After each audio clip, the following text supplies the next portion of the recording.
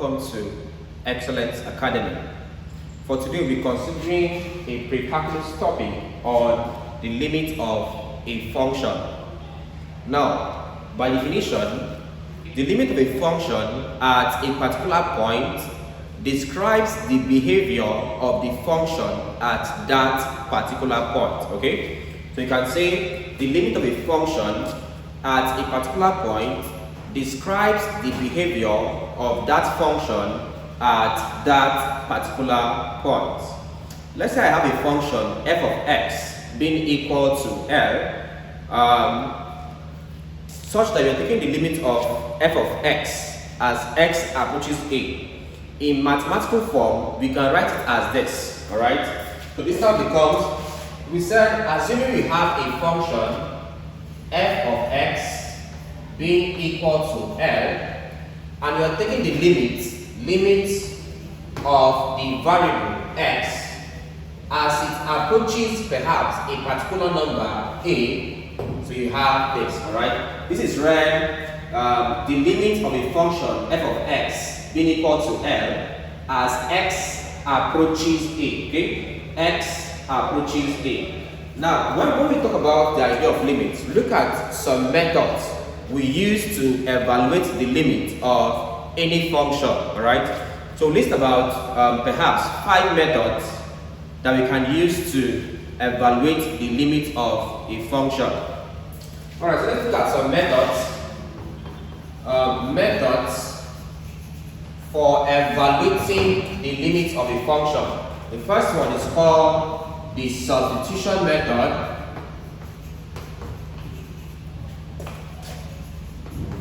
Also call it the direct substitution method, right?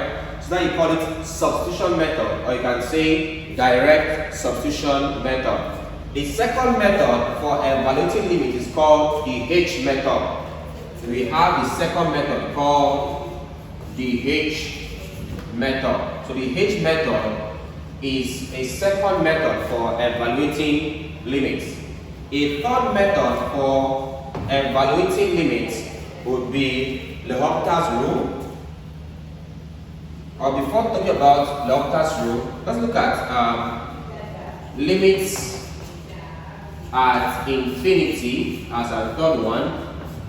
Look at concept of limits at infinity. Then perhaps we can look at L'Hopital's rule.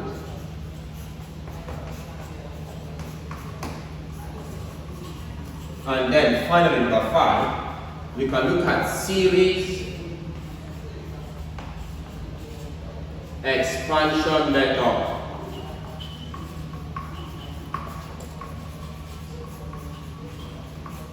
Alright, so these are like 5 methods we can use to evaluate the limit of any given function. Okay, you can use either the substitution method, or perhaps the H method, or perhaps the limit at infinity concept, or the L'Hopital's rule. Of course, we can also use what is called the series expansion method.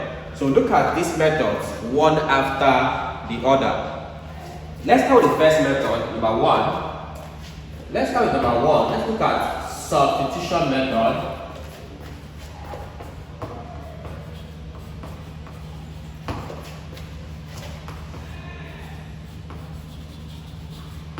Let's look at substitution method.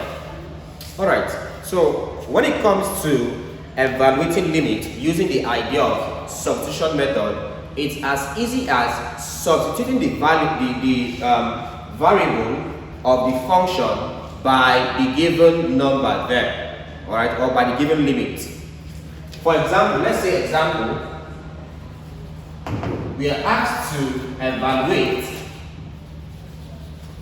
For example, let's say we are asked to evaluate this function f of x being equal to 3x squared minus 6x plus 12. Right. And we said take the limit of this as x approaches, perhaps we use 10. Okay. So as x approaches 10. Now that's a high limit, right? Usually they use smaller figure, but let's work with 10. Any number can go though. So let's solve this. How do you solve this? Solution. So Solution. To solve this, the limit of f of x being equal to this as x approaches 10 is as easy as substituting. So substitute x as being equal to 10 into the function. Alright? So f of x is equal to what I have here as 3x squared minus 6x plus 12. Now we said substitute the value of x as 10. So here becomes find the function when x becomes 10. So this is now equal to 3 into, this is x squared. We said x is 10, so it becomes 10 all squared minus 6 into x is 10, so it becomes 10, of course, plus 12. If you work this out, this is now equal to, this gives 3 into 10 squared is 100 minus 6 times 10 is 60 plus 12.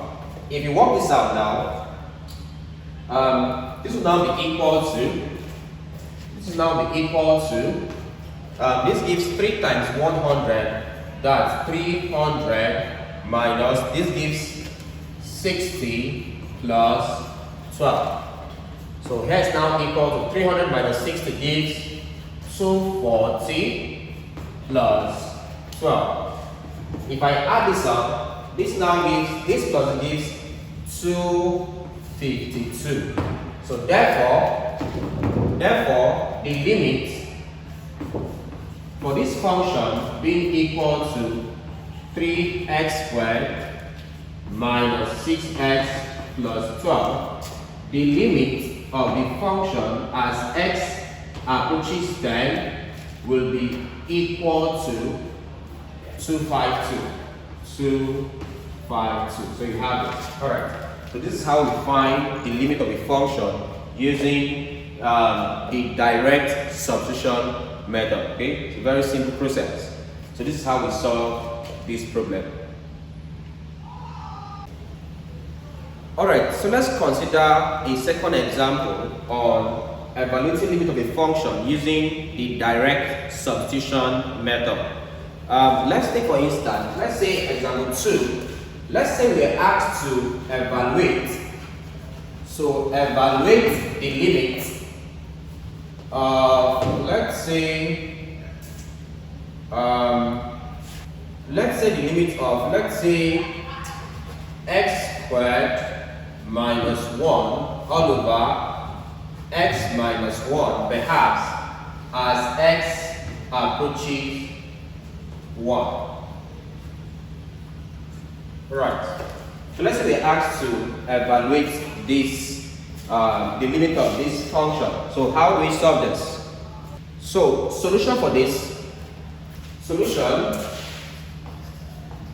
we are asked to evaluate limit of x squared minus 1 all over x minus 1 as x approaches 1. So how do I solve this particular question? Now here's what to note. If I do a direct substitution from here, if I use, let's say using direct substitution,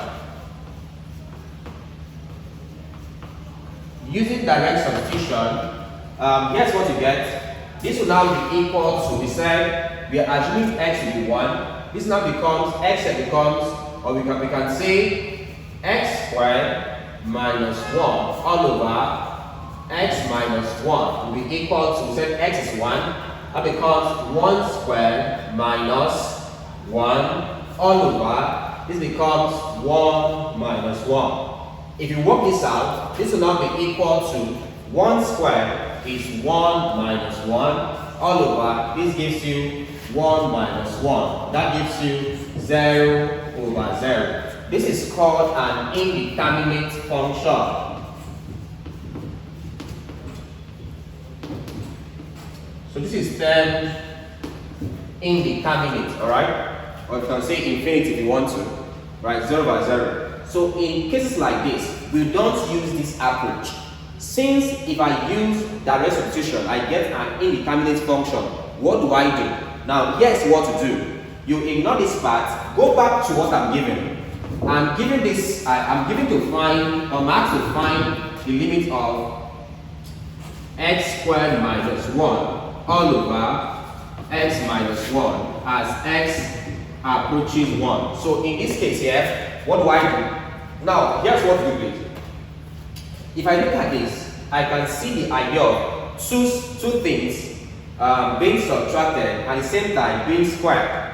Alright? We know that x squared minus 1 can still be written as x squared minus 1 squared. These two are the same thing. Alright? So this now becomes the concept of what is called the difference of 2 squared.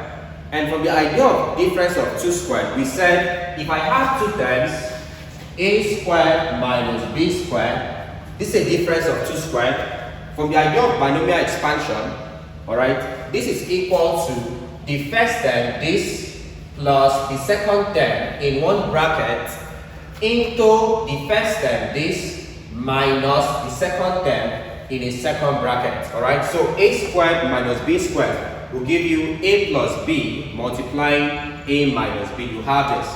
So in that case now, relate this to this one here. If I have x squared minus 1, and we said 1 is same thing as 1 squared, this will now be equal to first term, that's x, plus second term, that's 1, multiplying first term, that's x, minus second term, that's 1. So you can say x squared minus 1 from the concept of difference of 2 squares is equal to x plus 1 into x minus 1. Bring this concept back into this function. That means if I'm asked to find the limit of x squared minus 1 all over x minus 1 as x approaches 1, this can also be written as equal to finding this function can still be expressed as, we said this one here is equal to, this is x plus 1 all into x minus 1 all over this one here, x minus 1. So from here now, we can see that this will cancel this. So this one cancels this. Hence, I'm left with finding the limit of x plus 1 as x approaches 1. So in this at this point here, you can now impute the value. You can say now put x as equal to 1. So what I have here is x plus 1. So it's now equal to x here is 1.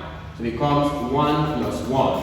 And this value is equal to 2. So hence, if I evaluate this limit, my answer here is 2. So for this here, the simple idea here is that if I do a direct substitution, it gives you an indeterminate function. It's indeterminate because the denominator is 0. Alright? It's proper or it's okay for me to have perhaps 0 over 1. This will give you 0. So it's okay for a numerator of a fraction to be 0. At the end you have 0. But it's not okay for the denominator of a fraction to be 0. So even if I have 1 over 0, this is equal to undefined. It's not okay for the denominator of a fraction to be 0. So in a case like this, when it becomes indeterminate, you have to improvise. And my method of solving this was that I looked at the concept of using difference of 2 squares. Alright? So if I work on difference of 2 squares, I will have this. If I substitute this value here, I can see that x minus 1 cancels x minus 1. I'm left with x plus 1. So put x as 1 here becomes 1 plus 1. And that gives you 2. So this is how you evaluate questions like these.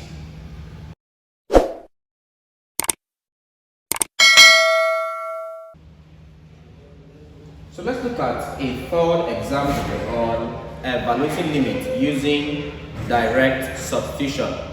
So let's say I'm asked to evaluate this limit using direct substitution. What do I do? In this case here, we said for direct substitution, simply replace the value of the variable by the given number. In this case, the number here is 2, or by given limit, right? Simply, so we said for evaluating limits using the direct substitution method, the concept or the idea is simply replacing the given variable by the limit given. In this case here, the limit is 2, all right? So if I do a direct substitution, this now becomes from here, I'll be having, this now becomes equal to, I'm having 4 minus x. X is 2. So it becomes 2 squared all over, this becomes 3 minus the square root of, I'm having x squared. X is 2. So it becomes 2 squared plus 5. So I have this. If I work on this now, this now be equal to, this gives 4 minus 4 all over, here now becomes 3 minus square root of 2 squared is 4 plus 5, that's 9. So this is now equal to 4 minus 4 all over, this becomes 3 minus square root of 9 is 3. So hence, it's now equal to 4 minus 4 gives 0, all over 3 minus 3 gives 0. This now becomes an indeterminate function. We said this is indeterminate because the denominator of the function is 0. Alright, so in this case now, look for another method to improvise this. For example 2, the idea we used was difference of 2 squared. Yes, this is actually a difference of 2 squared because 4 is 2 squared minus x squared. So it becomes a difference of 2 squared. This would now be perhaps 2 minus x into 2 plus x. But observe that none of this can cancel out this. Alright? None of this can cancel out denominator. So hence, I won't use that concept. So what other concept can I use here? So since this is not working, I will take this off. Alright, so what other concept can I use here? Alright, if I look at this question very well, I can see a square root sign. And in your general math, when it comes to square root sign, what comes to mind is what? Surds. Of course, when it comes to surds, we said it's improper to leave the denominator of a fraction as a surd. So in cases where I have my denominator being a surd like this, what do? I'll have to rationalize. Alright? So at this point, now say rationalizing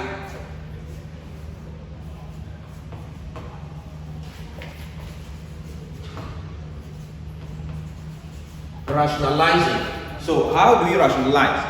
We rationalize a given surd by multiplying both numerator and denominator by the conjugate of the denominator. Okay, multiply both numerator and denominator by the conjugate of the denominator.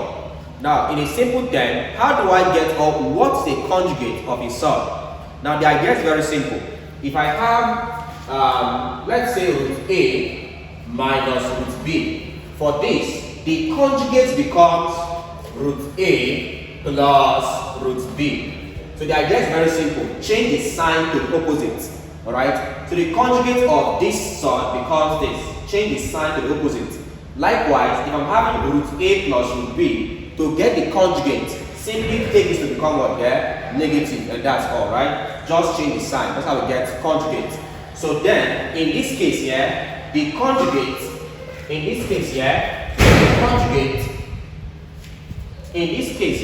the conjugate would be 3, change the minus sign to plus, then square root of x squared plus 5. So this now becomes my conjugate in this case. So we said to rationalize, here's my numerator. So this will now be equal to, numerator is 4 minus x squared all over, denominator is 3 minus square root of x squared plus 5. So I'll multiply these two by this conjugate. That gives 3 plus square root of x squared plus 5 all over multiply denominator by the conjugate. So it becomes 3 plus square root of x squared plus 5. So I have this. So I'm multiplying both numerator and denominator by the conjugate of denominator. Alright, let's work this out. So this will now be equal to, or this now gives 4 minus x squared. This, multiplying this, that's into 3 plus the square root of x squared plus 5 all over this, and this gives this one first 3 minus the square root of x squared plus 5. This multiplying this 3 plus the square root of x squared plus 5. So I have these two terms. Alright, so how do you solve this? Let's leave this one constant, leave numerator constant, multiply these two. If I leave this one up, this will give me about 4 minus x squared, and then this gives you 3 plus square root of x squared plus 5. So this all over. How do you multiply this like this? We said take the first term in the first bracket, 3, multiply everything in second bracket, 3 plus square root of x squared plus 5.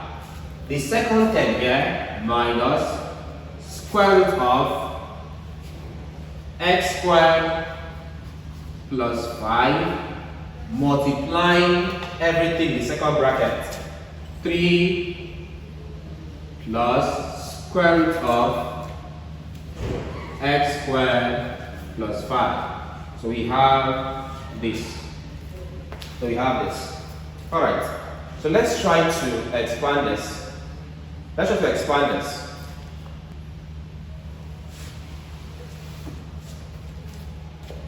Alright, so if I expand this will now give being equal to, I have 4 minus x squared multiplying 3 plus the square root of x squared plus 5